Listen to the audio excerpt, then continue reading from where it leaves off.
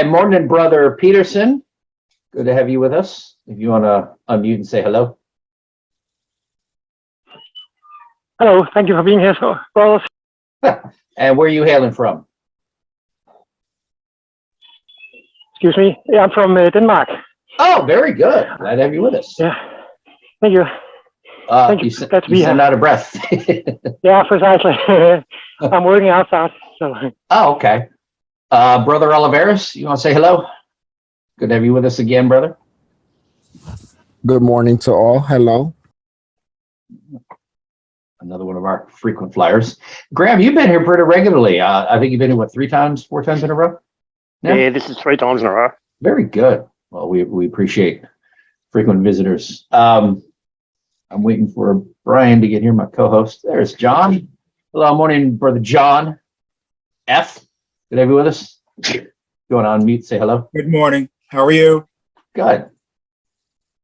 What's the F stand for? Frank. Frank. Oh, good to have you with us. Thank you.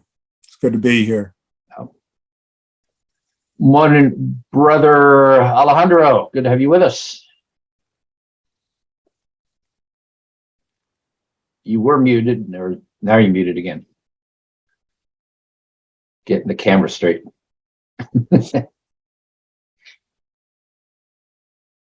You want to unmute, say hello, Alejandro?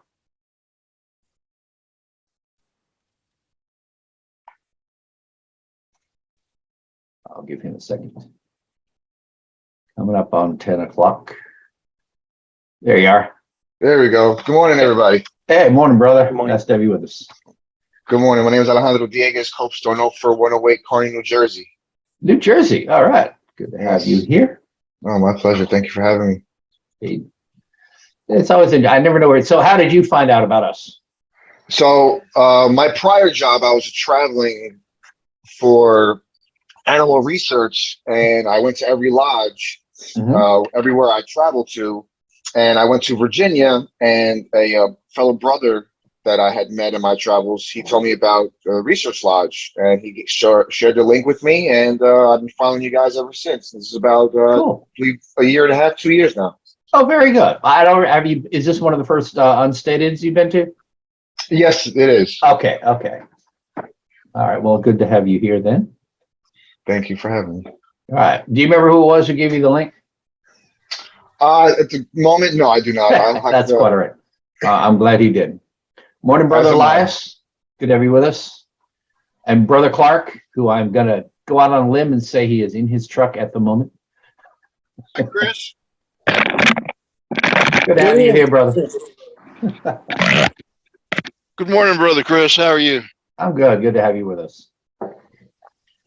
So, Alejandro, are you on the mailing list as well as being in the group? I am. Good. I get your guys' mailing list or your research papers all the time. I enjoy them immensely. I even asked permission from the Grand Lodge of Virginia, and I believe yourselves, if there are topics that I see interested, so I can bring to my lodge, and I was allowed to, as long as I give the appropriate recognition for them. That is correct. Yes, I know you asked me because that's my standard response. And yes, for anyone here who gets our papers, if you are more than welcome to take any of the research papers that we send out and read them in your lodge. We encourage it. You can email them to other brothers if you like. All we ask is you give attribution, and at the top of the paper it has who the brother was who presented it and where, like what lodge and what day it was originally presented. You're more than welcome to share it in your lodge. Just say, this was from Brother so-and-so in Virginia Research Lodge on this date. That's all we ask. We do not give permission to republish them, like on your website or in a newspaper or in a newsletter book or anything like that. We don't allow that, but you're certainly welcome to reread them to other Masons. So we do plan to be publishing books at some point. It's something I've been looking into for a while. I think they might actually sell. I mean, I'm giving them away for free, but if we bind them, put them in an ebook, I don't know yet. We're still looking into that, but that's something we may start doing soon, of giving them out to guests and give them to speakers. People can buy them, what have you. So we're looking to publish. That'd be great. I think it would be fun for me to go in and since I've edited all of the ones for Virginia Research, I've laid hands on all of them, scanned them in, most of them from paper copy, and cleaned them up. So I'm familiar with them all. I'm going to pick like my favorite 10 or 12 and put them together in a book rather than just do, here's the first 5 years. Pick and choose ones that I think would be really interesting, because some are better than others. To be fair, some are more interesting than others. Some of them I published, and I'm like, yeah, but well, they read it, I'll publish it, maybe some like it. Some are really good. So I've noticed there's a difference in the quality. Just the more, I don't know if they're better written or just a better topic. I'm not sure, but I definitely see a variance. So I want to say, let me find the ones that I think are the best, that'll be most interesting, and then put those together for people. So it's fun. Just one of my many list of things I want to get to at some point. All right. So Brian is not here. I was giving him time to show, so I'm driving by myself today. Good morning, everyone. My name is Chris Douglas. I am your host. This is Virginia Research Lodge number 1777's semi-weekly unstated meeting. I'm going to go ahead and put in the chat. It's just after 10 o'clock here. I'm going to put this in the chat. Our links, if you're not already familiar. There's Kurt. First one is a link to our Facebook group. And again, many of you probably already have these, but we go through this so people who are new might know what we're doing. The Facebook group is for Research Lodge. Everyone is encouraged to join. We put our papers out there every week and links to events like this one. If you have an event that your lodge is sponsoring, an online meeting or even an in-person meeting, you are welcome to put them on our Facebook page. I tried to make our Facebook group a sort of a clearinghouse for online Zoom meetings, because there are so many out there and it's hard to keep track. So I encourage people, put them in ours and promote them there, and we share with a lot of people and hopefully get more attendance. We're always happy to encourage other people. And if you have research papers or anything you want to publish, you feel free. Next is our website, and that is where we host all of our papers, as well as some other interesting things I've built along the way. We have a Grand Lodge locator that I built that lists all of the Grand Lodges in the world that I managed to catalog with their websites, as well as all of the Virginia lodges and Facebook pages. Then we have our YouTube channel, where these meetings are all published on YouTube. I just published the one last night from last Saturday. And if you're watching us on YouTube sometime in the future, please like and subscribe. We appreciate that. We are small but growing. And finally, my email, if for some reason you're not on Facebook and you want to sign up for the research papers or contact me about anything else, you can hit me up on my email. But I'm on Facebook all the time, so it's easier to message me. I'm more likely to respond, and I prefer that for a lot of things. And I want to welcome Brother Brian Smith, who will join us when he gets off his call. I'm making him the co-host. And Brother Joyner from my lodge, good to have you with us. How you doing? I'm doing great. I just wanted to say Diane and I celebrated our 22nd anniversary. That's awesome. Mm-hmm. That's very cool. Congratulations. I also want to say hi to Brother Kurt, another frequent flyer. Good to have you with us, brother. Brother Chris, good to see you. And of you as always. All right, we have a good crowd today.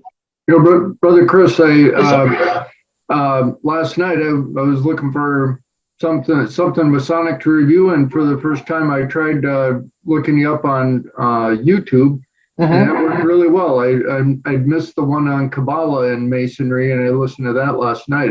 That was excellent. Oh, very good. I'm glad you enjoyed that. Yeah, we put those out on YouTube, as I mentioned. I'm glad. I always wonder, like, to me, it's much more fun to be in a Zoom meeting because you're there. You're watching it transpire. You can interact with the other brothers. You can ask questions of the speaker.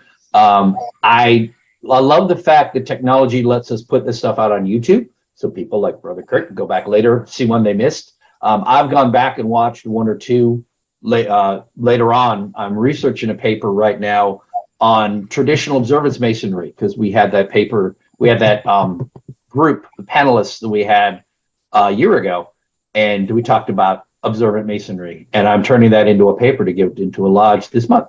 So I've gone back and rewatched them, but I often wonder, it's like, well, Kurt, you've done both now. Is it better to be in the meeting and participate, or to watch it on YouTube, or is it like the same experience? Or definitely better to be there in person and, or, live, because you can ask some questions like you pointed out before. I was fortunate on that one. I think somebody asked all the questions I was curious about, but Well, that's good. you can definitely it's definitely better to be able to interact, I think. Right. But if you miss it, it's a great alternative. Indeed. Yeah. Well, I'm glad we make it available hopefully for a wider audience to watch it another time. And I don't know if you want to, you can watch it multiple times. But that's certainly your choice. But I'm glad we make that available. Yeah, I do. I'm glad we have both. I would encourage people to attend live and not just wait for the YouTube, obviously. But if you miss one, or if you joined us and we've been doing this for over a year, 2 years now, so you want to go back and watch old ones, there's an opportunity. So I think that's great. But I do like the fact that we have YouTube available so people can watch them. Okay. May I ask what's the YouTube channel name? Oh, yeah, I put it in the chat. It's Cigar Doug. Okay. Yeah, it's in the chat. It's youtube.com/Cigar Doug. And if you're watching this on YouTube, you already know that because you made it here. But yeah, I put the link there in the chat for y'all. Oh, thank you. We definitely encourage that.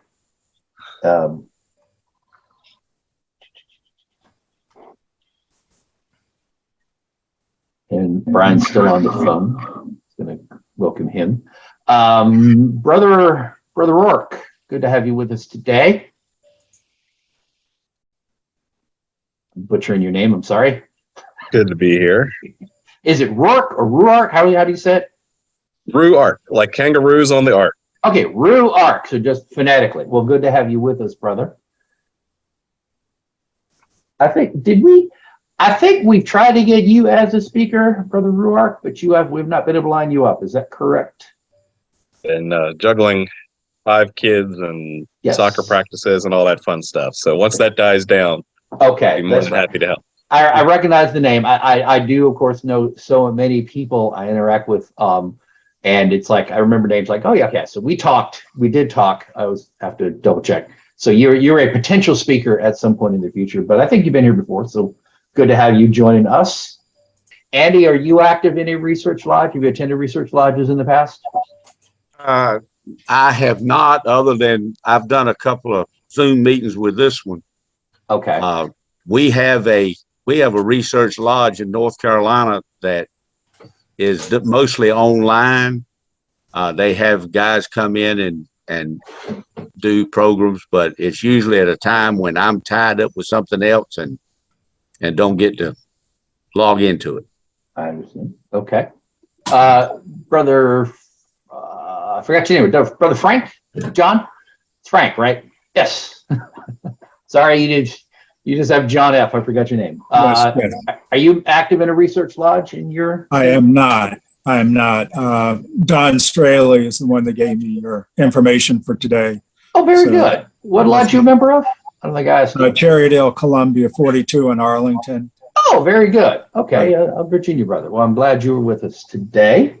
Chris, you might want to mention when our next research lodge is. Yeah, our next one will be in December, actually, and it will be Saturday, December 10th, and that will be in person, of course. That's at Highland Springs, Babcock Masonic Temple in Highland Springs. You are more than welcome to join us if you are close enough to Virginia. We would welcome you.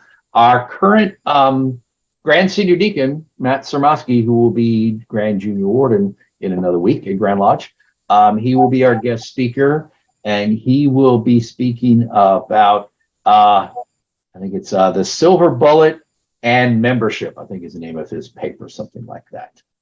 So that should be most interesting. Good afternoon, Chris. Hey, good. Sorry about that. Good morning, Brian. Two staff suddenly decided that they wanted more pay. Okay. Yeah, that was fun.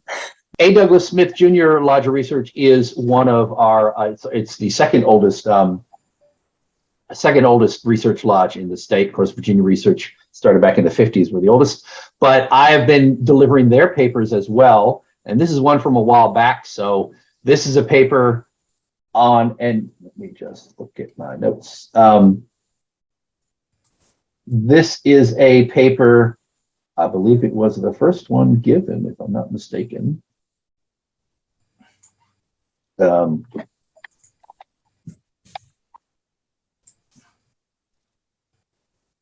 second. I want to make sure I have my notes correct. But this is on A. Douglas Smith. Yes, this is the first paper presented in A. Douglas Smith Jr. Lodge of Research number 1949. It's in honor of the Mason it was named for. So this was the very first paper presented in A. Douglas Smith Lodge. All right. Entitled Alfred Douglas Smith Jr. by Alan E. Roberts, past District Deputy Grand Master. Now, Alan Roberts, some of you may know, was our charter worshipful master of Virginia Research and our secretary for years and years and years. Alan Roberts did a whole lot in Masonry. He published a number of books. He gave, I don't know how many papers. He made movies. He did a lot of things Masonically and non-Masonically. I don't know that many Masons who made movies. I don't think you can count this as a movie, but a very prolific author and a cornerstone of not only our lodge, but A. Douglas Smith Lodge. He was part of its founding as well. So this is a history of the man that was this lodge was named for. And this was first given in 1983, January 1983. LSMFT once meant lucky strike, means fine tobacco. Right now it means let's stand, my fanny's tired. Sound familiar? It should. Is how A. Douglas Smith Jr. often gets an audience attention. Or how about it's time it's time to take a pee break, so let's do it, and then we'll talk for a few minutes. There aren't many of us that can get away with that.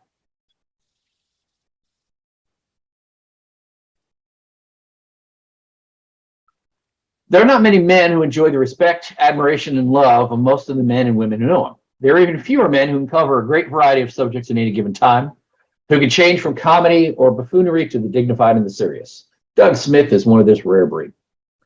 Doug served as Grand Master of Masons in Virginia in 1949, the year after I became a Freemason. I saw him once dressed in his splendid regalia. The following year, I met him for the first time as executive officer for the DeMolay in Virginia. My lodge, Babcock, wanted to organize a chapter of DeMolay, and he was asked to meet with us and tell us what to do. He wasted so much of our time with malarkey. He and I had a brief argument, and we've been arguing ever since. In 1957, the Grand Master, Archer Bailey Gay, stressed the need for non-ritualistic Masonic education. He charged the Committee on Masonic Information, Research, and Publications, that's the title, to devise a plan to accomplish this. It got nowhere under the appointed chairman, so somehow A. Douglas Smith Jr., not an appointed member of the committee, took over, probably under instructions from the Grand Master. Doug immediately made unprecedented changes. Among them was making me a junior warden and unofficial grass rooter. One of the most important arguments Doug made was to call a meeting of this revised committee and include the elected Grand Lodge officers. He knew from bitter past experience, continuity in any Grand Lodge is most important. You don't get it unless the line officers are on speaking terms and are free to offer their input. This continuity continued until 1970, and Virginia Freemasonry was the beneficiary. Earl S. Wallace liked what he had seen, so in 1958, he officially appointed Doug Smith chairman of the Committee on Masonic Information, Research, and Publications. I continued as a grass rooter and inputter until the following year when I reached the height of my Masonic career and was made a full-fledged member. Why is all this background important? Because it marked one of the highlights in the many milestones of Doug Smith's Masonic career. Although Thomas J. Traylor had seen the need to educate the Freemasons in Virginia and worked toward that end, his efforts went for naught. He didn't have a firebrand such as Doug Smith to run with the ball, a fellow who knew how to find the men to do the job, and then how to get the best out of them. From the beginning of his leadership in Masonic education, Doug made it clear that those who didn't work on his committee would be fired. He meant it, he did it. He made it an honor to be a member of the Committee on Masonic Information Research and Publications, which was later changed to Education.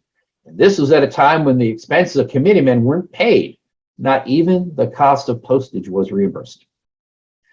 Doug is a tyrant when it comes to Freemasonry and expects everyone else to feel as he does. Yet he is a paradox. He wants everyone to love and respect him, yet he's often blunt, and a few consider him uncouth. But we would have gotten along. He wears his feelings for all to see, but he still doesn't realize this. Doug has never forgiven a past Grand Master who has blackballed him for membership in an invitational Masonic body. I suspect he will carry this malice to the grave. He is one of the most precarious men I know. We have traveled thousands of miles together over the years, often to places where he is to speak. He becomes a nervous wreck, constantly worrying about how he will be received. Over and over again, I've suggested he stop making speeches. I fear the anxiety would drive him to an early grave. I pointed out that if speaking troubled me as it does him, I'd quit right now. Doug can't and won't quit, though. He's often pointed out that he's still trying to earn the title of Most Worshipful. He won't believe he has earned it many times over. Many of us have recognized this for years. One of them is Stuart Wilson Minor. Stu Minor is another founding member of our research lodge and A. Douglas Smith. So he has quite a few papers under his name as well as Brother Allen. Last year, Stu asked me if I would form a lodge named for Doug Smith in Northern Virginia. I suggested it be a lodge of research for two reasons. One, Masonic education and research are Doug's passions. Witness his work on the committee, and he was instrumental in forming Virginia Research Lodge. Secondly, if the lodge is in the least southernmost part of Virginia, Doug's terminology, were like those in the Richmond area, the opposition would be devastating.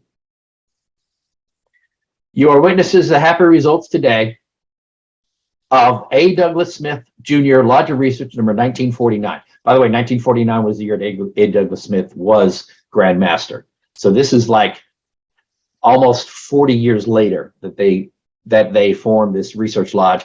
A. Douglas Smith, this is an aside, this is me talking. A. Douglas Smith was active for at least another 10 years in this research lodge. He was in his 80s by then. And he was Grand Master 40 years previously, but he was still going strong. As noted, Doug and I have been arguing since the first day we met. Rarely do I win, but I did once. We were in South Boston for a leadership meeting. On the way, he told me Jesse White, the then Grand Master, wanted to add a fellow from Norfolk to the committee with the long name. I thought another fellow from there would be ideal. We continued our discussion in the motel room until 2 o'clock in the morning. He finally agreed with me, or perhaps he decided he needed to go to sleep. At any rate, my friend was appointed, but in the long run, I lost. My friend has become a bitter enemy. The Midwest Conference on Masonic Education was formed in the early 50s. It provided an access to the craft. The Grand Lodges in the Northeast decided to emulate the Midwest. Among those approached for input were Doug Smith and Archer Gay. They leaned towards the newly formed Southeast Conference, but backed away when they found this conference a glorified mini Grand Masters and Grand Secretaries organization. Consequently, Virginia became a member of that Yankee and Northern organization called the Northeast Conference on Masonic Education and Libraries. I don't know if any of these conferences are still around today, by the way. Through a fluke, Doug involved me in this conference almost from its inception. In 1961, the conference was to meet in Richmond.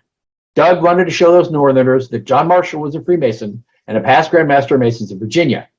He asked me to help him prove it. With a little research, we found a way. A play called Lafayette's Visits to the Masons of Richmond became the vehicle. A group of actors from Babcock Lodge helped, and we put on that play in Mason's Hall, the oldest Masonic temple in the United States. Through Doug, I've met many of the great Freemasons in the country. He knows everyone that is anyone in the craft. By being allowed to sit at the feet of these dedicated Masons, I learned more about the aims, goals, and purposes of the exalted who had come and gone. I also learned of the politics we aren't supposed to have in this fraternity of brothers. One evening stands out in my memory. It was in 1963 during a Northeast conference. About 16 men, all of them 33rd degree Scottish Rite Masons from both jurisdictions, except from me. Without exception, they deplored the conferral of that degree. Why? Because 90% who receive it have done little or nothing for Freemasonry. Other considerations were factors in the anointing. One of Doug Smith's greatest faults, if it can be called that, is loving Masonry too much. From the day he was raised, November 29th, 1926, his work for the craft. That was like 60 or so years before this paper. So he's in his 80s by then. It was in Lewis Ginter Lodge number 317 that occurred, and to that lodge he has given his allegiance. He and his father had wanted him to petition his father's lodge, but an unmasonic series of rejections had been taking place there, so they didn't risk it. In 1933, during the Great Depression, he served his lodge as his worshipful master.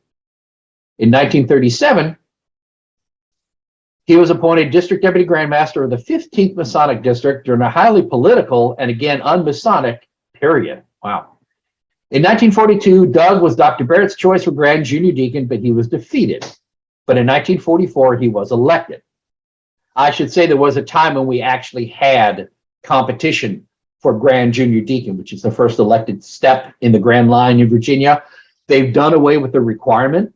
We also had it in the Blue Lodge. You had to have 2 people nominated for Junior Deacon, but it became just a formality, so they finally dropped it.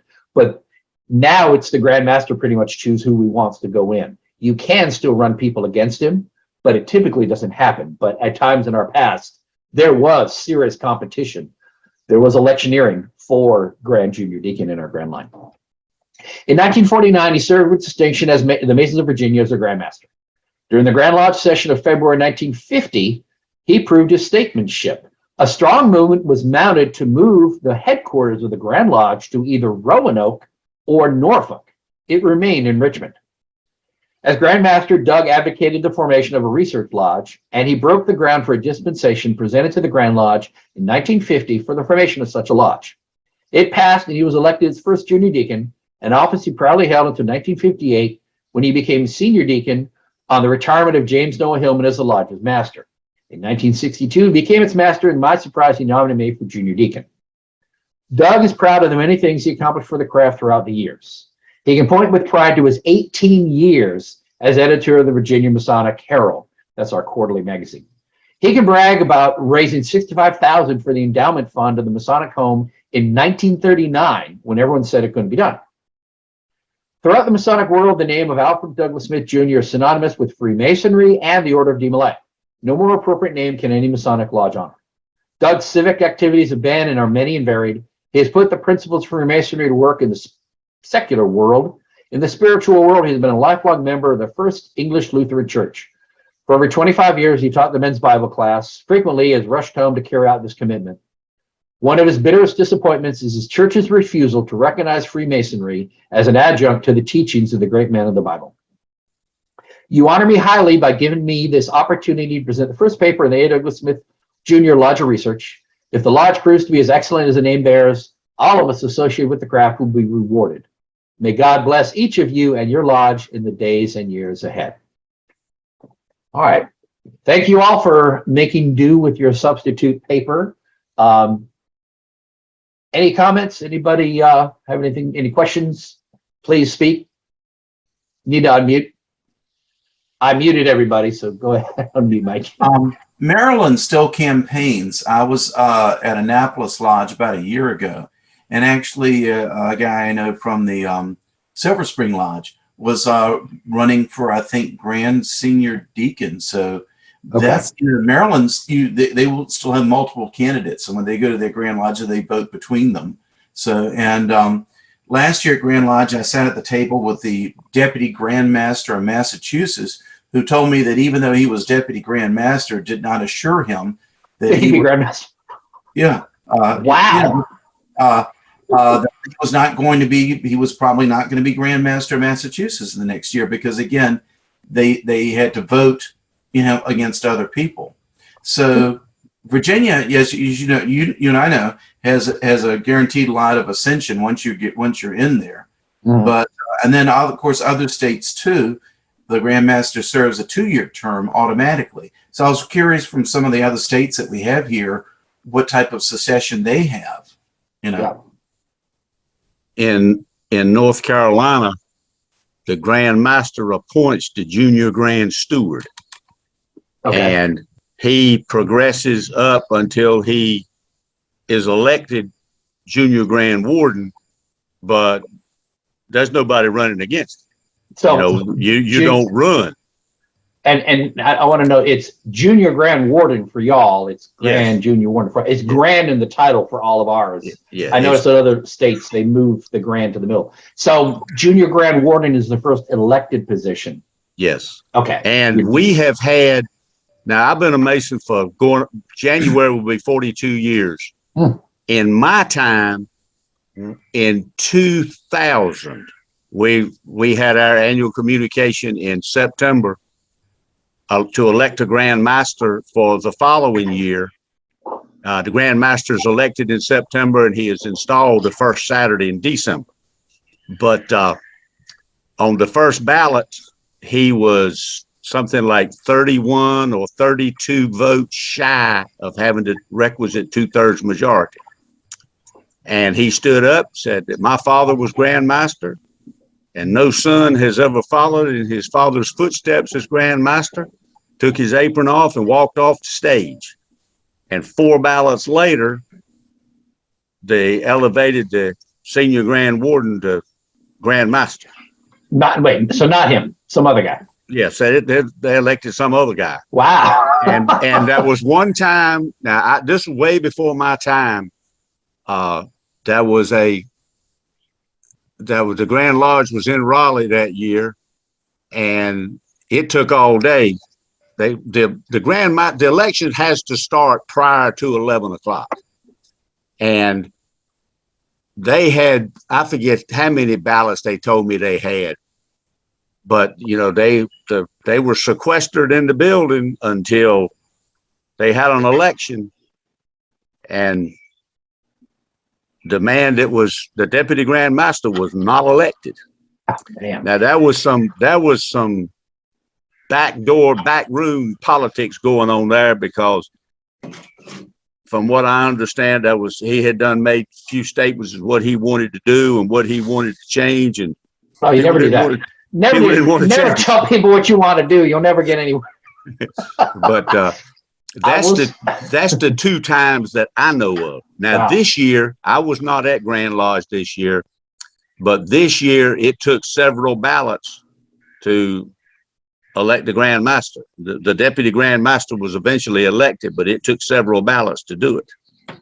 I will say here in Virginia, we have the Grand line is very similar to the Blue Lodge line, except they have a couple extra things in there, like Pursuivant and Provost and all these other things. But every position is there are a number of appointed positions until you get to the Grand Junior Deacon, and then Grand Junior Deacon, Senior Deacon, Junior Warden, Senior Warden, Deputy Grand Master, and Grand Master are the elected ones, and then Secretary and Treasurer are elected year after year after year, just like in the Blue Lodge. And you're almost always a past Grand Master who gets to be Grand Secretary or Grand Treasurer. But the Grand Master can appoint, there's about, I don't know, I have to count them up. There's at least like 15 appointed positions. And it's not like in a well-run Blue Lodge where you have people queuing up to be an officer and you're junior steward, then senior steward, and then you're likely junior deacon.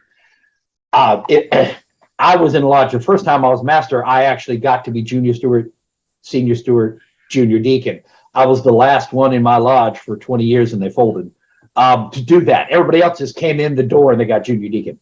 So in the Grand line, there is no assurance. If you're Grand Steward, senior steward, or junior steward, it doesn't really mean anything. I mean, it's an honor, but it's not like you're the next guy for junior deacon. Every year, whoever the Grand Junior Deacon is, because you look at it this way, let's say, Andy, you're Grand Master this year and John is Grand Master next year. Andy appoints whoever he wants as his stewards and everything else. John comes in and picks somebody totally out of the blue, never been a Grand Officer at all, and puts him in, nominates him for Grand Junior Deacon. So there is no ascension you can look at until you're elected.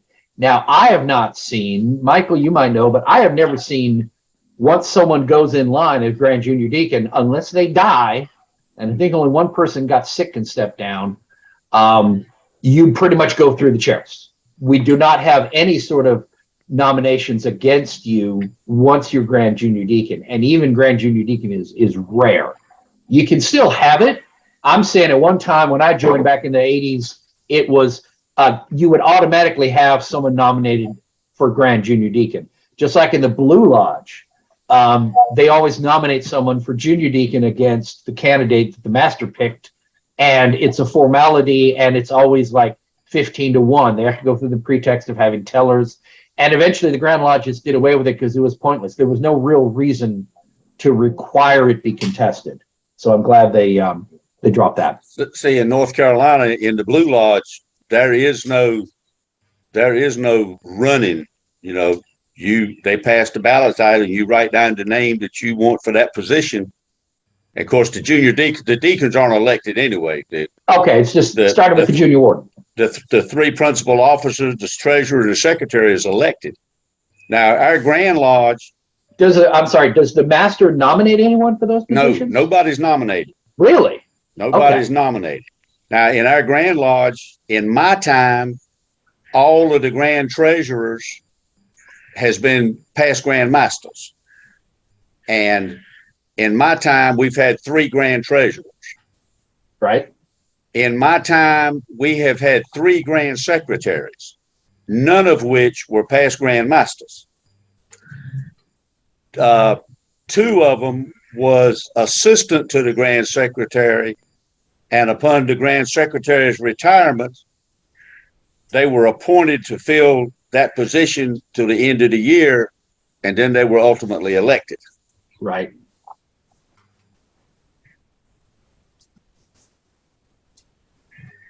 And our immediate past grand secretary served for over 20 years before he retired. Right. Wow. I do remember in DMLA, bringing up DMLA, since A. Douglas Smith Jr. was a member of, he was a DMLA advisor. I was in DMLA myself, grew up in Washington State, and we had, at the time there, we elected, let's see, you had junior council, state junior counselor, senior counselor, and deputy state master counselor and state master counselor, and then state scribe was also elected. He's like the secretary. I was there the first conclave we went to, which is like Grand Lodge. There was the state scribe ran for deputy state against the current state senior counselor. We backed him, and he won. And he went on to be deputy. But it was an unwritten rule. You did not run against the state master counselor. You could run for deputy state, and we did. But it was a given that once you're deputy state, you're going to be state master counselor the next year. Because it's real, and I think in the Blue Lodge, I would argue it should be the same way. You should reach a point where you should not be showing up at Grand Lodge and not know that you're going to be Grand Master that year. You need that whole year to plan your term. So you would think deputy would be the last possible point where you could lose, because everyone needs a full year to get your term ready. It'd be unthinkable to show up at Grand Lodge, I think, planning to be installed as Grand Master that year and not have it happen. I just can't imagine. I have a good friend who was a past Grand Master, and I have heard him say on multiple occasions that you need to have your year as Grand Master planned by the time you're Junior Grand Warden. Yes, absolutely. And during this election that I spoke of in 2000, the Junior Grand Warden got a lot of votes. And he finally ended up standing up and saying, brethren, it takes a certain amount of time to be prepared to be Grand Master. And at this time, I'm not prepared. Oh, wow. And on the next ballot, the Senior Grand Warden was elected. Huh. But so he wanted to make sure that by the time he got to be Grand Master, that he was ready. And of course, 2 years later, he was Grand Master. Right. And he was a good one. Right. Hey, Brian, do you guys have these kind of issues? Well, again, your Grand Master, the actual one is the Royal, who gets it year after year. But I forget it. The pro Grand Master, the guy who actually the CEO is elected from the masses. How does that work for y'all? If you want to unmute, you're muted. Theoretically, I think he's elected, but we just had one recently. And I didn't hear or read of any election at all. He just suddenly appeared out of the blue. Okay. So I think it might be a little bit of old boys act. And his title is, he's the pro Grandmaster, is that correct? Yeah, pro Grandmaster. And is pro short for somebody or is it just PRO? It is short for something. It's Provisional or Original. something provincial? like that. So I must say you caught me on the hop. I'm sorry. But yeah, he's the new guy. Is all singing, all dancing. Wants to improve Freemasonry, make it so much friendlier, happier, and give flowers to everyone and all the rest of this rubbish. Okay. He's an ex Cambridge Don, so he's pretty well educated as well. What difference that makes to us, I do not know. Does he now? Is Probably that not. typically multiple years that the program master serves, or is it 1 year? Until he gets fed up. Okay, so a long time. Okay, so and you don't have like a progressive line then, like we would, like we're talking about. No, I mean further down the food chain, there's probably a progressive line, but there, as far as I'm aware, there isn't any. Interesting. Your next I speaker, think you'll find that he's the program master because the Grand Masters are royal. Right. yeah, that's done. I mean, the Grand Master you can't get. What we're talking about is what the program master did and how he was appointed. Yeah, I remember someone commented the other day. It's like, is Prince Charles someone? I guess someone in Scotland or England, or it may have been here. I don't know, but someone made up this jewel that had Prince Charles or King Charles, sorry, the King's seal, and then a square and compass around it. And they were selling that. You probably saw it, Brian. And someone asked a question: Is King Charles a Mason? It's like, well, no, because is he Grand Master? And I pointed out, I said, no, he would have been Grand Master 30, 40 years ago because he's the senior royal, and it's been the Duke of Kent as long as I've been aware that you guys put your royal in charge. And the Duke of Kent doesn't rotate that. Among Charles and William and Harry, all of them, the titles, they all just swapped out. The Duke of Kent isn't among them, correct? That's further down the food chain. He is. I think he's number 30 in the line of succession. Okay, right. Because I know Charles was Prince of Wales. That's right. And now William is, correct? Yeah. Okay. Charles was, both of them were, Charles was Prince of Wales and Duke of Cornwall. Now Prince William is. Right. Oh, that's your area, Cornwall. Yeah, exactly. Okay. Which is why I mentioned it. Okay. And Right, Duke so of Rothesay as well. What's that, Sorry? Graham? And Duke of Rothesay as well. Yes. I well, there's a host of titles, I know. Yeah. But so the Duke of Kent is way down, so he typically doesn't move. As people but you got die Prince- and move up, the Duke of Kent generally doesn't move. He stays Well, where he he may goes. Prince Michael of Kent. He's What's that? Prince Michael of Kent. He's the head of Freemasonry in the UK. Correct. And then you've got the Duke of Kent, who's the head of Mark Master Masons in the UK. Oh, I thought They're the same person. are they the same? They're the same person. The Duke Yeah. of Kent Yeah. is a total. No, it's a different person. Let's have a look. Let's head for Facebook. No, a different person altogether. We need to settle this. Brian is going to look this up for us. I know he's been called the Duke of Kent. I mean, okay, so my own little story here. Back when I was waiting tables at a Pizza Hut in Chesapeake, Virginia, I think it was, this brother came in. Now, this is my introduction to English Masonry, okay? And I've been a Mason like a few years. I wore my Masonic ring when I was waiting tables because it did help with tips. This fella was a customer, came in by himself, got pizza, and I came back to check on him, and I suddenly noticed that he had a Masonic ring, and I don't know how I didn't notice it before. So I talked to him a little bit. Turns out he was a Mason, and he was traveling to the U.S. on business, and we talked a bit. He ended up actually visiting my lodge a couple times while he was in the States and then leaving again. And I found out later, it's like, how is it I didn't notice your ring? Well, he had a signet ring that you take it off and the little gold piece that's flat, it flips over. So it's like gold with a little etching with his initial or something. And then you flip it over and it's got a black background with a little square and compass. So he saw I was a Mason, turned his ring around. And when I came back to the table, I noticed it. So I guess, and that's what I learned, that the Brits tend to keep their masonry more on the QT. They do not shine their light, as my Prince Hall brothers like to say, that whereas we garishly walk around with all of the lapel pins and the bumper stickers and the hats and the rings and showing it off everywhere, the Brits are a little more low key about it. So if they don't want you to know you're a Mason, they kind of hid it. But he informed me the Duke of Kent, same guy, I think. So this has been like Prince Michael's later. the Duke of Kent. Yeah. I believe it's the same guy. Go ahead, Graham. Sorry. No, there's a different one. There's a different one that holds the Mark Master Mason one. I just And what's can't his find title? who he is at the moment. So Brian, the Duke of Kent has been there for a good long while. Yes, he has. Oh, yeah. So the same one that he was telling me about, Cathersides, that was his name. I can't remember the fellow's last name. But he told me how the Duke of, he was the one who told me that the senior royal, who is a Mason, is their Grand Master. And that really kind of, that's always stuck with me. But I learned that, like I said, 30 some years ago. But it's still the same guy. In Victoria, Uh-huh. in 1987, they held an election for Grand Master. And you'd be interested to know that when they handed out the ballots, they had two ballot boxes. If you're going to vote for this one, you put it in this box. If you're going to vote for that one, you put it in that box. And they were standing there watching you. And that's not right.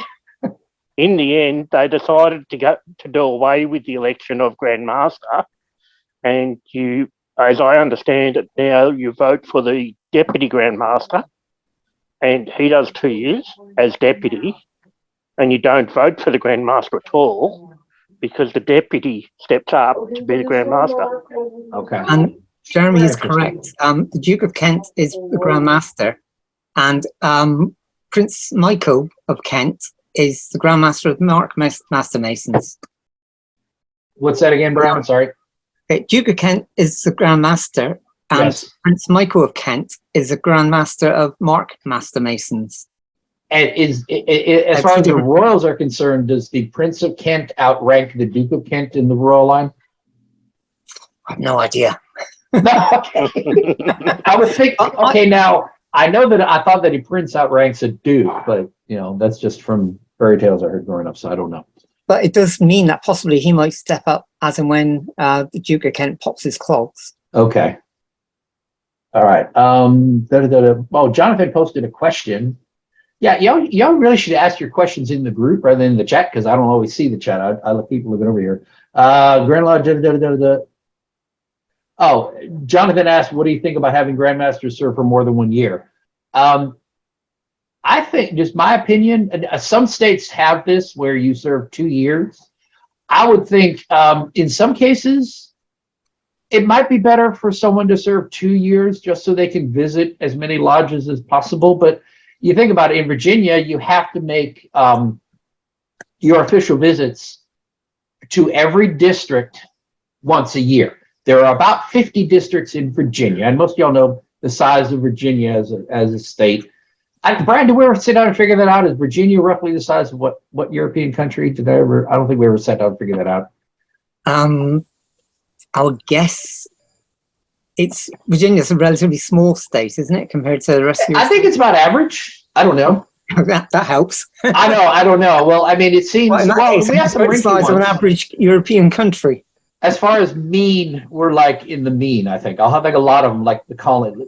I guess the ones out west are a little bit bigger. Virginia is bigger than a lot of the other states on the East Coast. It seems we're a little longer, but square foot, I guess if I looked up the square miles, I could look it up, but I don't want to bore everybody while I'm looking up stuff. Michael, you're not doing nothing. Look up the square mileage of Virginia. Give us a rough idea of how, just compare it to other countries. Go ahead. I saw it. It's 42,775 square miles. 42,000 square miles. So just compare that. Well, we have to convert that to farthings or something when we're going over to Europe. So. I'll try to. Anyway. So Virginia, to me, Virginia is a good sized state. Let's just put it that way. And we have times the size of UK.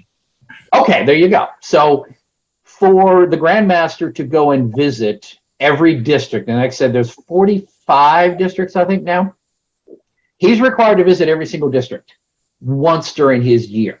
He then visits probably 20 or 30 lodges as an official visit during that same time. Like Norfolk #1 is the oldest lodge in Virginia. It's in my district in 35, and he will always visit Norfolk every year. So he may only visit one or two in my neck of the woods. I mean, he'll visit his own lodge, of course, and some of the bigger ones across the state. So he has a lot on his plate to go once a year, but everyone, the whole point is, as long as you can make it to your district's official visit, you get to lay eyes on the Grand Master, shake his hand, get his little lapel pin every year. You get to meet every Grand Master once a year and interact with him. I kind of like that idea, which is why I thought the idea that some advent of, hey, let's have a Grand Master for all of the U.S., why it fell apart is there's no conceivable way a Grand Master could effectively visit every single state, let alone every major city or every county, you know, in the whole country. He never would be able to, which means the more populous areas would get a visit from the Grand Master all the time. He might come to Richmond, say, or Northern Virginia. He'd probably be based in DC or something, and you'd never see him in Norfolk. So the Grand Master would be separate from the Masons in his charge, which is why I think having a Grand Master for the whole country is a bad idea. Just my unless you did use the English method plan and add then provincial Grand Masters. Exactly, but then that's not the guy, is it? It's your provincial guy. So. Anyhow, but as far as serving 2 years, I guess if you serve 2 years, then you would only have to plan an official visit every other year. And as long as everyone got a chance to meet the Grand Master at least once during his term, I guess it wouldn't be too horrible. But I don't know. I honestly, I look at Grand Masters and what they accomplish. They have a year to do what they want. Their year, do they generally change Masonry going forward, where after this year, after this guy was in office, oh my goodness, things are totally different. I mean, honestly, most of their programs are in effect for a year. If they're really popular, they may get continued. If they're not, okay, we did that this year. It's kind of like everyone has to wear a pink tie at every stated meeting. He can issue an edict. Everybody has to wear a pink tie that year. And then after a year, we said that's a silly idea. It doesn't get approved, and his edicts just kind of go away. They don't become law. So I like our process where the Grand Master can say, we're going to do this. And if it don't go anywhere, you only have to suffer for a year with it. Unlike, say, the taking the American flag and presenting it at the altar and then in the East. That got started like 3 years ago, and it seems to be pretty much codified. I think, Michael, is it officially in the rules, or is it every year? I think it was, and I hate to say because I know what lodge calls that, and that was mine, number 19. Let me tell you the story behind that. What happened was we had a master about 8 years ago that said, you know what? It's not in the Methodical Digest when to do the Pledge of Allegiance. So he did it at breakfast. And that, the Grand Lodge, at the end of breakfast, we did that. To clarify, you had your meetings on like a Saturday morning. Yes. Okay, so it's not like you come in for breakfast, come back at 7 for your stated. Okay. Yeah, our state is at 9 a.m. on Saturday, and our breakfast is at 8. And he would do the Pledge of Allegiance at breakfast. Well, that got back to the Grand Lodge, and they grumbled about that, but then they realized it's not Methodical Digest. Right. So then what happened was that's how it became part of ritual, and they gave you 3 methods of presenting the flag. You can have the marshal do it by himself. You can have the marshal under the escort of the senior deacon or both the senior and junior deacons, which is most common there. But I see it done all or it's both deacons. Yes. Or it's the senior deacon presents it.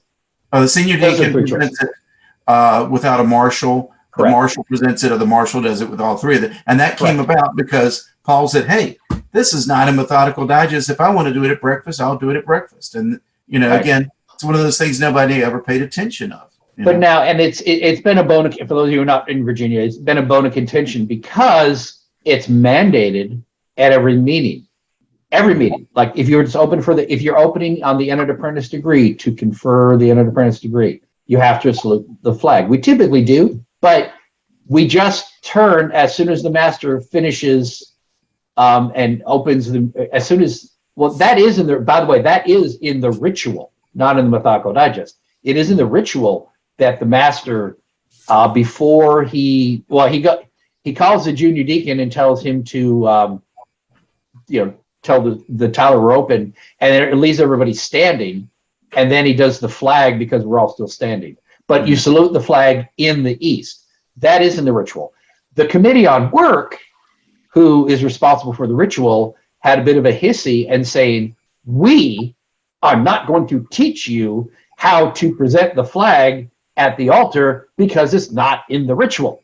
So it's in an edict from the Grand Master, so we have to do it. But the Committee on Work was being snippy and said, we're not going to teach you how to do it. So every lodge, instead of having a coach from the Grand Lodge that officially tells you the right way to do it and walks you through it, every lodge has to read a piece of paper, and maybe your lodge instructor work takes it on and says, okay, here we're going to follow the piece of paper and here I do it. So it's very clunky in the way it got put out there. And it took a lot of practice for people to get the habit of where to have the deacons walk and all like that. So that's an example of something that was an edict. And typically an edict is the Grand Master says, I'm doing this year, you will all do it. And then at the end of the year, he submits it to the Committee on Jurisprudence, and then all of the Grand Lodge there, past Grand Masters, everybody weighs in. And it either becomes Masonic law and we do it forever, or it just kind of goes away. And it was just a one-time edict. But it seems like every year, each new Grand Master issues the same edict. And I guess at some point they'll put it in the Methodical Digest, but they haven't yet. Is that a good way of summing up, Mike? You know, my point too. Okay, sorry. Go ahead, Kurt. Sorry. I know we do the Pledge of Allegiance like right after the prayer all the time, but do you actually present the flag? Do you actually walk it in? Yes, it sits next to the marshal, who is at the left of the senior warden. So Yes. like your senior warden's in the west. Well, I'm saying for I don't know how it is in Michigan, right? Wisconsin. Wisconsin. I'm Same thing. Wisconsin.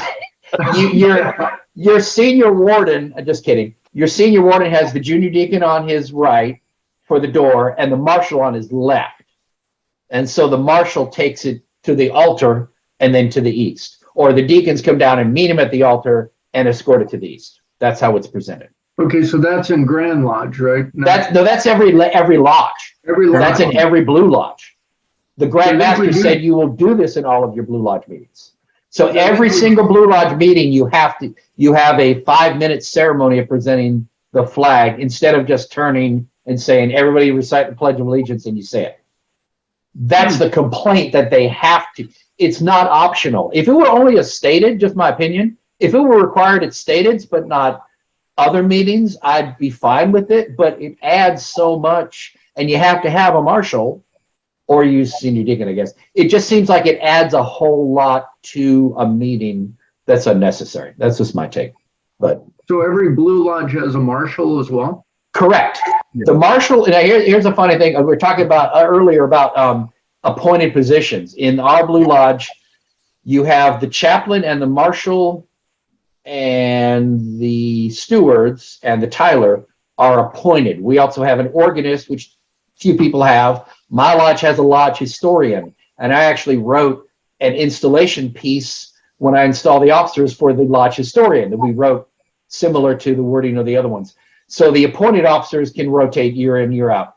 The marshal's job is to conduct public ceremonies such as funerals.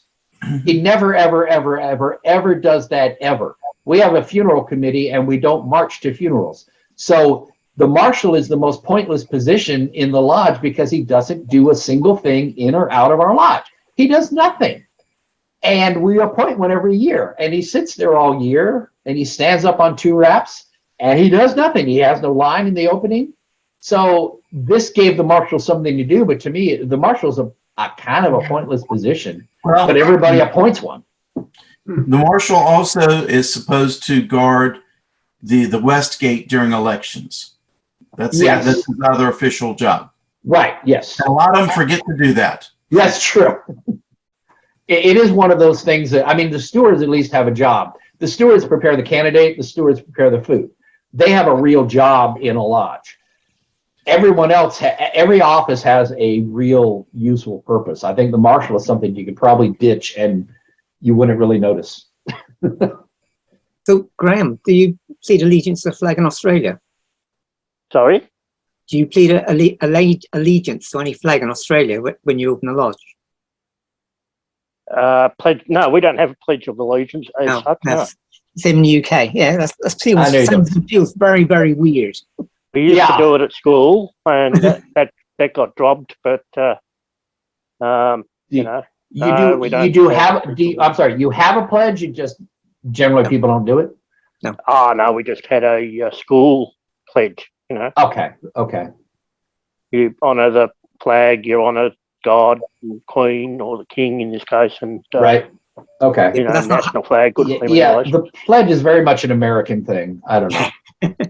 It is. And by the way, and if you were here for the Observant Lodge discussion last year, one of the things that some people in America have an issue with is requiring the Pledge of Allegiance in a Masonic lodge because, and I see their argument, you're requiring people, you say all citizens of the United States would join me in pledging allegiance to the flag of our country. So Brian, if you were gracious enough to visit my lodge one time, I wouldn't make you stand. Well, you probably stand because we rap 3 times, but I wouldn't require you to put your hand over your heart and say the pledge because you're not an American. Yeah. I mean, I would stand out of courtesy, but I certainly wouldn't do anything else with it. Well, yeah, well, I mean, the 3 raps you'd stand. That's how we get I mean, I them to might stand take up. a knee as well, actually, because you know that's Oh, well, a yes, sign of but- respect. Well, You're not a football player, even one of your football players, much less one of our football. Couldn't take a actually, knee even if that's I trouble wanted over to. here. We got them doing it as well now.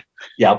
But some people have argued, and I take their point, that mandating that you pledge allegiance to the flag is unmasonic because Masonry, we are not part of the government. We are not necessarily, I mean, you are a citizen of your country and you're supposed to, we do say this again, you're supposed to be a compliant citizen in your country and don't get engaged in rebellion and what all, but you know, you're a quiet and peaceful citizen. We're not mandating you prove your allegiance to your country in the lodge. It's not Masonic, just like we don't have a prayer to a specific religion. I get the point, but it's so much the custom in America that we say the pledge at almost every public meeting. I don't see it getting any traction. But I think some of the observant Mason guys who ran afoul of our Grand Lodge had stuff like that. It's like, well, we're not going to pledge the flag. You can't make me pledge the flag. It's not Masonic. So it's an easy way to piss people off is to get into it. It's easier just to go along and just do the pledge with everybody else. But anyhow, go on, Mike. One thing that's interesting that's a corollary to this. In Maryland, they do one thing that I haven't seen in any other state. They actually stand up, and it's posted in all of their lodges. They have a Masonic creed, and they put their hand over their heart, and they all read this together. Interesting. And it's very interesting. It's very much really like the Apostles' Creed, but it's customized to Masonry. Right. I'll admit, Yeah, I like the Pledge of Allegiance being done. I like it. I just think it's something special that we should continue. But that's Absolutely. Well, it's because in DeMolay, it is very much a part of the ritual, and that's not going away. But DeMolay preaches patriotism, and in the Scottish Rite, for example, we have at one time, I don't know if we still have one, but we had a committee on Americanism that would give a little talk at all of our. I think that went away at some point, but the Scottish Rite definitely pushes patriotism and Americanism, at least for the American Scottish Rite valleys. So they definitely would continue to do the pledge, even if the Grand Lodge decided they weren't going to do it in the Blue Lodge. But all the youth groups do it. I don't know. I don't see it going away. And I don't really see someone getting away with being in lodge and not standing and saying the pledge along with everybody else. But that's kind of a peer pressure thing. One thing I do find somewhat interesting is, with Masonry saying you need to have, allegiance to your country. And you go back to our founding fathers in America, who many of them were Masons. They were able to break away from that in having the Revolutionary War. Yes. So somewhere, I'm guessing they talked some politics in the lodge as well. And so they absolutely did. And I think the argument would be that you were standing against tyranny. So, it was no longer conscionable as Masons, and face it, Masons were instrumental in the revolution. I mean, there's so many who were involved at key areas. Would the Revolutionary War have happened if Masonry did not exist or did not have so many prominent Masons in it? Possibly, but it definitely did in large part to the Masons. And there's plenty of evidence that the Boston Tea Party was actually orchestrated in a Masonic lodge. Although, no, of course not. We don't talk politics, but plenty of evidence to be found that it was. But I do believe, yeah, that's a case where, you reach a point where it's like, well, we're standing against tyranny, so it's necessary that we are loyal to the idea of our country. But when the king is tyrannical, we must stand for freedom and choose that over loyalty to your government. But I guess you can make the argument today that what the king was doing is pretty mild stuff compared to the stuff our federal government is doing to us right now. A lot of people are saying we'd be dumping tea in the harbor by now. So, but I don't want to get too much into politics here. But definitely, we are definitely being taxed at a higher rate in this country than we ever were under King George. Very much. We rebelled over our 1% tax back then. So I found the Maryland's Masonic. oh, thank you, Mike. Yeah, that's in the chat for y'all if y'all want to see that. Yeah. All right. Well, I appreciate y'all making do with our substitute paper today. I enjoyed it because as someone who has read, like I said, all of the papers that our research lodge has published that I've managed to see, and knowing the history of A. Douglas Smith as well as Virginia Research, the men who were very active, Stuart Minor, A. Douglas Smith, and Alan Roberts, who were all in that, one wrote that paper and talked about the other, mentioned the third, all of those men were instrumental. If you go back and look at our papers, you will see certain names over and over and over again in the early years, and those three were among the most prominent. So it's interesting to fill in a picture of these men and what they did to bring about the research lodges in Virginia, especially the first two, and then the other ones came along sometime later. But it's always interesting to read about the early workings of research in Virginia, and it's only 70, 80 years ago. It's not like we've been around since the beginning of our Grand Lodge. So research as a concerted effort to have research bodies dedicated to Masonic education, it's a fairly recent innovation in the last 75 years that I see, where it's people were doing it on their own before then. And I'm sure there were other Masonic bodies out there, larger groups. He mentioned these conferences on education.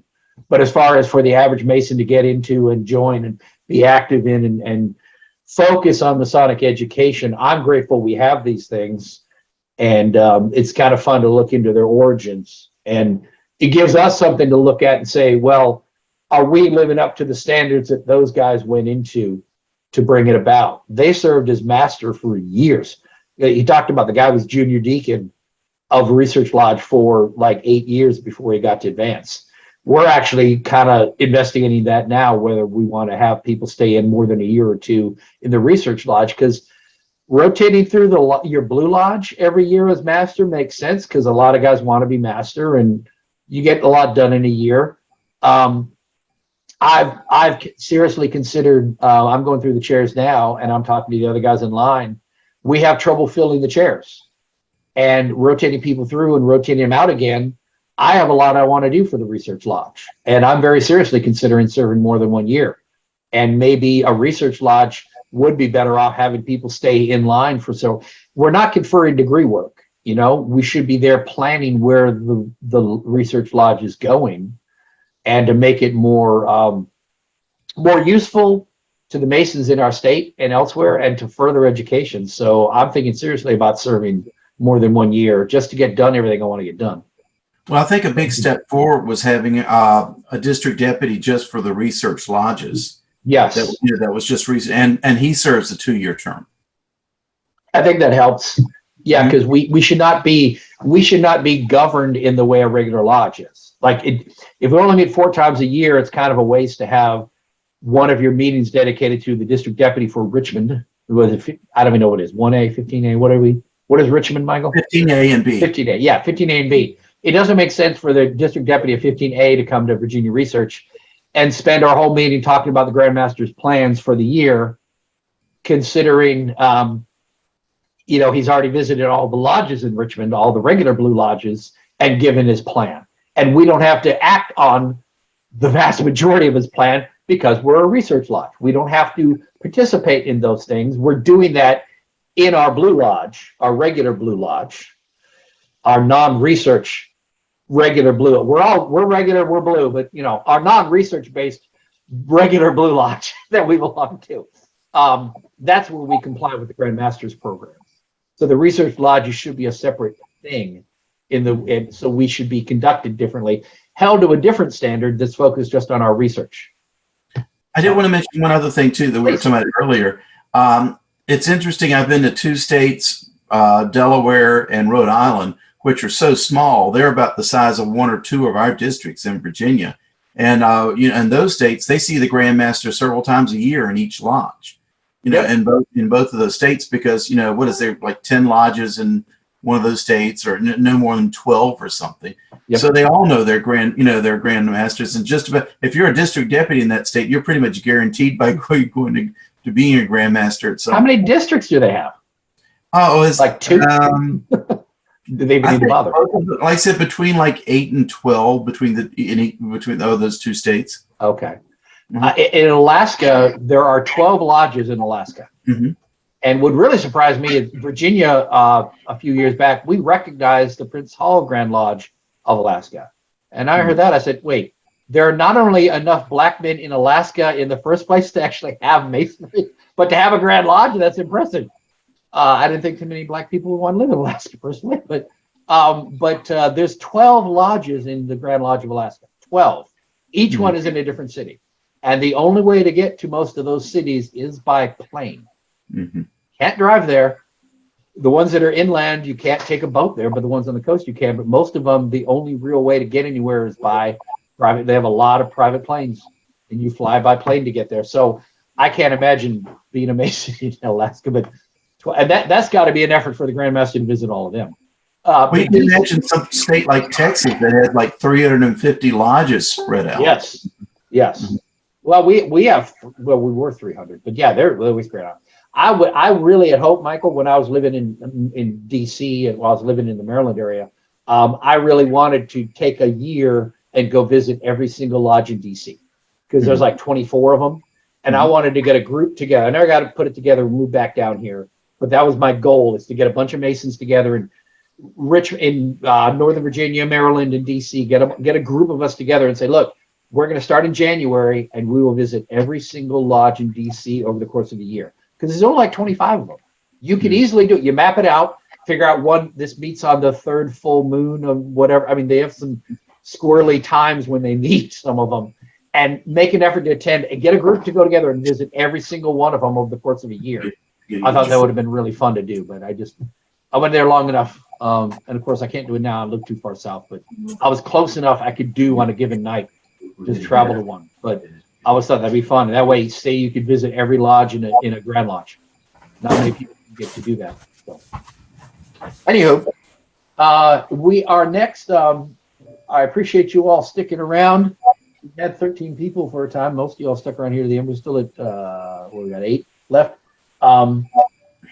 We have our next unstated meeting will be on Saturday, November 19th. That is 2 weeks from today. I know last week I kept saying November 5th, and I said 2 weeks. So I hope I didn't confuse anyone. Grand Lodge is next week. That's why these are back to back, because I didn't want to wait 3 weeks for the next one. So Grand Lodge is next week. You all enjoy Grand Lodge if you're going. But 2 weeks from now, on Saturday, November 19th at 10 a.m., we will have Worshipful Lee Eccleston, who will talk about the immediate past master and the 47th problem of Euclid. So that should be most interesting. And we just had Brother Elias get back in. So that is in 2 weeks. We do have speakers planned out for October. We aren't going to have a meeting during Grand Lodge, and we are not going to have a meeting over Thanksgiving, although that doesn't affect our British brothers. But we won't have one over Thanksgiving. So we will have a speaker on December 3rd and December 17th. And then looking forward, we'll have one January 7th. So I do have people booked out all the way to March, actually. So we do have one basically every 2 weeks in December and into January. So, and we do have our stated will be on December 10th. Please like and subscribe if you're watching us on YouTube. To those of us here in person, I do appreciate all you brothers coming out. Some of you are becoming regulars, and it's good to have you here over and over again. And we do our best to keep providing interesting content of interest to my brother Masons. Anybody have anything to say before we close out? If I could sell up the Lee Eccleston one a bit, he's actually a professor of mathematics, and he's Yes. the prize master of a lodge in Poland, which means he created the lodge, he created the ritual, he creates everything. Oh, So wow. hopefully it should be an interesting talk. Oh, definitely interesting. So yes, I am looking forward to that. I've talked to Lee a few times online, and I think you probably referred him to me, Brian. So I appreciate it if you did. If any of you knows of a speaker, or if you're interested in being a speaker yourself, by all means, please message me. I am always looking to line up new speakers. I want to give an opportunity. I just take it like, say, Andy, who probably is not. Have you never presented a paper in a lodge, or have you? I have in a lodge, Okay. but never anywhere else. Okay. If you are someone who, say, wants to give a paper sometime, and you haven't before, and you want to give it in your lodge, I'm willing to offer this platform for someone to be a first-time speaker, because it's probably easier to give a talk in a Zoom meeting than at a lodge. Some people may be nervous about speaking in front of a large crowd. I can promise we're generally not a large crowd, but we're at least a crowd. We're a dozen or so crowd. But I think it may be easier to ease into giving a paper. So I want to make sure that's available. If people want to give a paper for the first time or get back into giving papers, we're happy to receive you here. It may be easier for you to get practice before you go present in your lodge. So that's always an option. I got a quick story, brother Chris. Please, go ahead. I learned, I had been in the lodge about 6 months when I learned the first degree lecture. Mhm. And I visited another lodge, and the brother that coached me was a member of that lodge. I did not know that they were going to have a first degree that day. He told me he wanted me to do the lecture. So after some discussion, I agreed to do it. And of course, I had visited that lodge multiple times. I knew most of them. And as a kid, I did 4-H demonstrations. I did public speaking. But I had never been so nervous in all of my life. And my hands were sweating. My knees was knocking. And I got to the very last 3 paragraphs of the lecture where they talk about chalk, charcoal, and clay. And the senior deacon's beeper went off. He was a volunteer fireman. His beeper went off. And that just wiped me out. And I looked over at Brother Claude, and he said, I said, Claude, I need help. He said, just back up and start that part over. And I did, and I finished it. And about 6 months later, I had learned the 3rd degree lecture, and I was doing it in my lodge for the first time. Had never done it. And the worst part was there was nobody there to help me if I got in trouble. Mm-hmm. And our lodge was right across the street from the fire department. At that time, about 50 feet outside the back door was a water tower. And the siren was at the top of that tower. I got up to the last part of the lecture. My brother, let us imitate the example, blah, blah, blah. That siren went off. And I stopped and waited for it to finish. And I remember what Brother Claude told me. I backed up and I started that part over. I have never forgotten that. So, if you get nervous, it'll be all right. I think God's trying to tell you shouldn't give lectures, but I don't know. Well, no, I've been doing Andy, it. I've told you twice, Andy. What more you want? But that's the I had one other one that was worse, but I got through it. So, but I did make an impression on the candidate, because about 3 years later, he saw me at a York Rite meeting. He said, I remember you. And he told me the story. So it'd have been funny if it was the same guy getting both degrees. That would have No. But, well, I do say this, that there are some of us are really good at ritual. Some of us are good at giving the lectures. We enjoy giving the lecture. It's prepared. It's written down. You just have to meet with your coach and feed it into you over and over and over again. You work on the inflections and the pausing, and the pausing is critical because when you speak and you're giving a lecture, it is critical that you stop at the right time. And it sounds so much better than the candidate that you can just simply walk through and just say, don't stop. The pausing is critical. That's a certain skill set.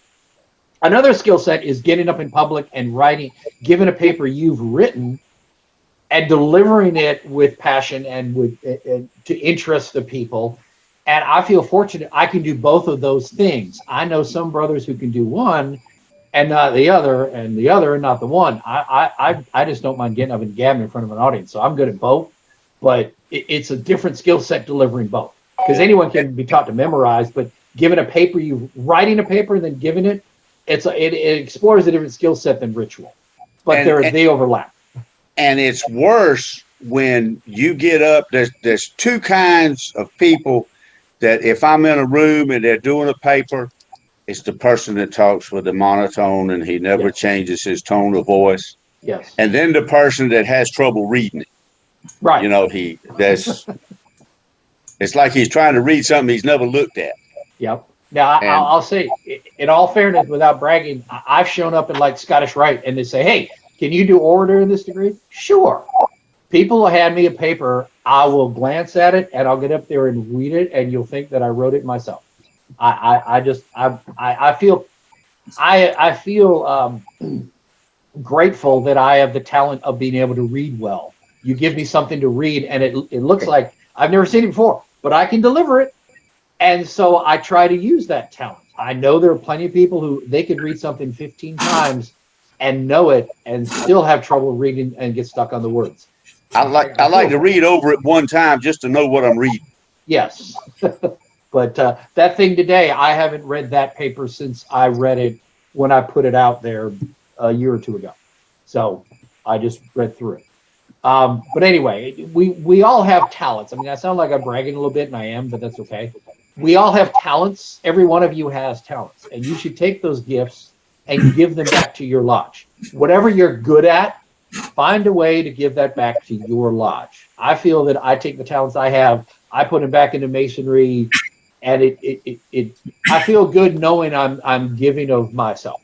So if I could just figure out a way to get through everyone and say, look, find what you're good at and give that back to your lodge, it will always be appreciated and you will make your lodge better. Not everyone is a good ritualist. Some of us are better cooks than others. Be a cook.